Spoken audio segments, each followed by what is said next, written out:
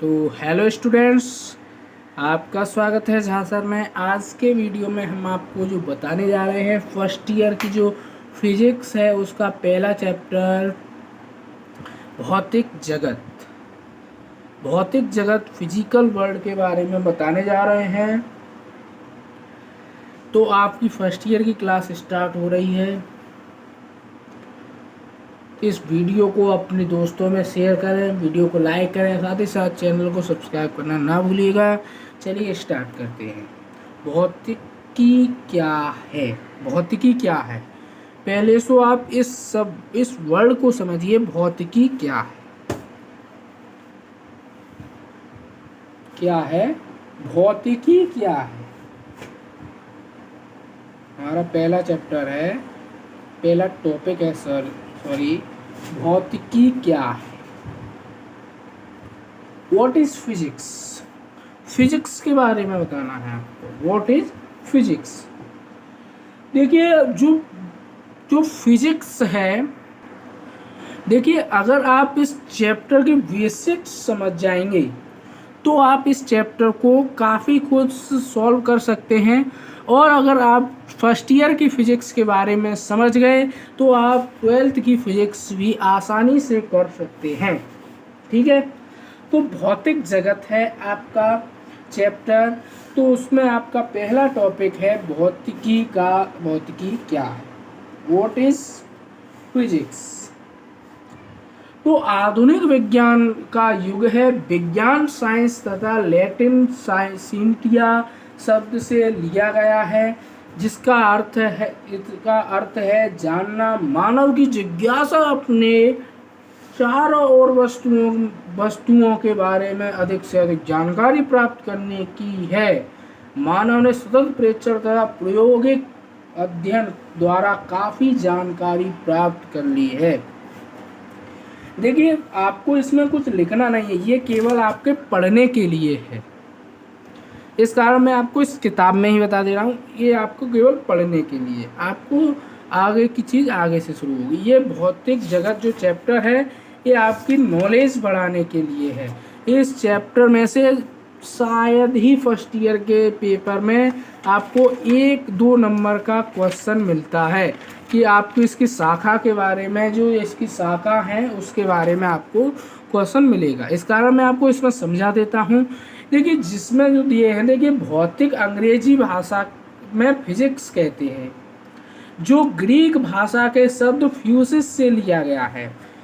और एक बात और बता दे रहा हूँ, ये कुमार मित्तल वाली बुक है। इससे फर्स्ट ईयर में भी पढ़ सकते हैं। वैसे हम आपको एक्टिव चित्रा वाली बुक पढ़ाते हैं। कुमार मित्तल वाली, आपकी रिक्वेस्ट के कारण कुमार मित्तल वाली बुक से पढ़ा रहे हैं। फ्यूसिस शब्द से लिया गया है, जिसका अर्थ है प्रकृति। समझ गए बच्चों? प्रकृति, नेचर। प्रारंभ में भौतिक को प्राकृतिक विज्ञान, नेचर साइंस कहा गया था, क्योंकि जो प्राकृतिक के जो ये मूवमेंट्स होते हैं उनको कैप्चर करती है, इसलिए इसको नेचुरल साइंस भी कहा गया था। अतः भौतिक वह विज्ञान है जिसके अंतर्गत प्रकृति अथवा प्राकृतिक घटनाओं का वैज्ञानिक अध्ययन किया जाता है। अब ये वाली आप परिभाषा याद कर सकते हैं। ये वाली परिभाषा आपके लिए बहुत ही ज़्यादा बेस्ट है। भौतिकी वह विज्ञान है जिसके अंतर्गत प्रकृति तथा अथवा प्राकृतिक घटनाओं का वैज्ञानिक अध्ययन किया जाता है। ठीक है, अब आपका चैप्टर यहाँ से शुरू होता है द्रव्य, मैटर। द्रव्य क्या होता है? प्रत्येक वह वस्तु जिसमें द्रव्यमान होता है और जो स्थान लेती है। ये तो आप बहुत पहले पढ़ चुके हैं। ये परिभाषा ये पदार्थ की होती है। इसमें आपको द्रव्य दिया हुआ है, जो स्थान घेरती है तथा जिसमें प्रत्यक्ष तथा अप्रत्यक्ष रूप से ज्ञानेंद्रियों द्वारा अनुभव किया जा सकता है, द्रव्य कहलाती है। उदाहरण भी इसके आप नोट कर लेंगे। ये आपका पहला टॉपिक हो गया। अब एनर्जी, ऊर्जा। किसी वस्तु के कार्य करने की क्षमता को ऊर्जा कहते हैं। ये तो कक्षा 3-4 से ही हम पढ़ते आ रहे हैं विज्ञान में। कार्य करने जो भी कुछ कार्य करते हैं वो सब ऊर्जा के द्वारा होता है। इस कारण कार्य करने की क्षमता को ऊर्जा कहते हैं। ठीक है, और आप ये फॉर्मूला भी लिख लेंगे। ठीक है,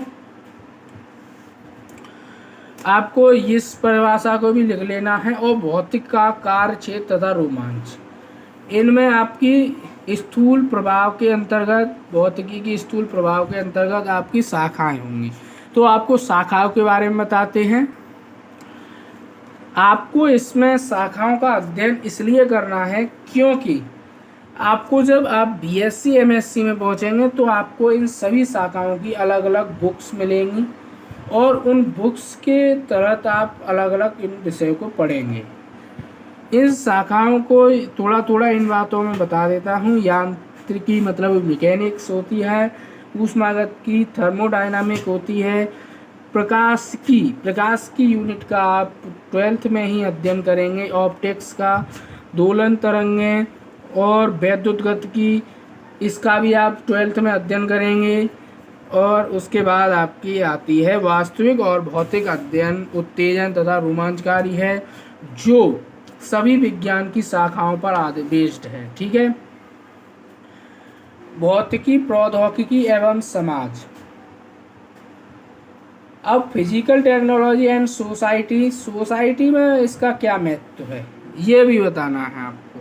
मैंने आपको कहा था ये चैप्टर ओनली नॉलेज के लिए, आपको फिजिक्स के बारे में नॉलेज कराता है, फिजिक्स क्या क्या चीज़ है और आपको क्या क्या आपको इसमें पढ़ना है। और इसके वैज्ञानिकों के नाम दिए हुए, देखिए भौतिक के कुछ अग्रणी वैज्ञानिकों के नाम दिए हुए हैं और उन्होंने किस किस चीज़ की खोज की। जैसे गैलीलियो इटली के थे, उन्होंने जड़त्व का नियम दिया था। सर आइजैक न्यूटन इंग्लैंड के थे, गति के नियम और सार्वत्रिक गुरुत्वाकर्षण नियम और परावर्तक दूरदर्शी दी थी। केल्विन नीदरलैंड, ऊष्मागतिकी का द्वितीय नियम, परक स्केल, ये आपको याद करने हैं। ये आपके कंपटीशन रिलेटेड आपके ये क्वेश्चंस हैं। जैसे इसमें से आपको भारत के वैज्ञानिकों को अवश्य याद कर लेना है क्योंकि भारत के जो वैज्ञानिक हैं सीवी रमन, अणु तथा प्रकीर्णन रमन प्रभाव, एच.जे. भाभा भारत, अंतरिक्ष किरण सावर, एस.एन. बोस भारत, क्वांटम सांख्यिकी, क्योंकि भारत वाले जो वैज्ञानिक हैं वो आपके एग्जाम में पूछे जा सकते हैं। प्रकृति में मूल बल भी आपको बताए जाएंगे। इसमें मूल बल आपके कौन कौन से हैं, तो मूल बल आपके मुख्य रूप से 4 हैं: क्षीण नाभिकी, प्रबल नाभिकी, विद्युत चुम्बकीय और गुरुत्वाकर्षण बल। आपको ये इनके बारे में इस किताब से नोट कर लेना है क्योंकि आपको जो कुमार मित्तल वाली बुक है वो बहुत ही आसानी से मिल जाती है। इस कारण बहुत ही रिक्वेस्ट पर हमने आपको कुमार मित्तल वाली बुक को सॉल्यूशन करवाने के लिए स्टार्ट किया है। ठीक है, तो आप इसमें से लिख सकते हैं भौतिक नियम और nature of physical loss. Physical के लॉ, आपको ऊर्जा संरक्षण का नियम तो आपने 10th में ही पढ़ा है। ऊर्जा संरक्षण का नियम होता है कि यदि ऊर्जा बल संरक्षित नहीं है तो विश्व में कुल ऊर्जा नियत रहती है। और ऊर्जा संरक्षण का नियम ये है कि यदि ऊर्जा को न तो उत्पन्न किया जा सकता है न ही नष्ट किया जा सकता है, एक रूप से दूसरे रूप में परिवर्तित किया जा सकता है, रेखीय संवेग संरक्षण है। उसके बाद आपके ये दिए हुए हैं, इनको आप नोट कर लीजिएगा।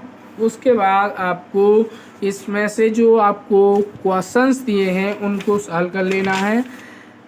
आपको इसमें न्यूमेरिकल एक भी नहीं है, इस कारण आप इस थ्योरी बेस्ड है। मैंने कहा था इसमें से आपको बहुत ही कम आता है। दूसरे पार्ट जो आपका है मात्रक मापन तथा त्रुटि विश्लेषण, इससे आपको कल से कराया जाएगा। ठीक है, आप इसको थोड़ा बहुत पढ़ लीजिएगा और याद कर लीजिएगा। जो भारत के वैज्ञानिक हैं, बल क्या हैं, और मैंने आपको बताया शाखाएं क्या हैं, और ये प्राकृतिक विज्ञान है। इसकी शब्द फ्यूसिस शब्द से उत्पत्ति हुई है और ये लैटिन भाषा के सिंटिया शब्द से साइंस लिया गया है।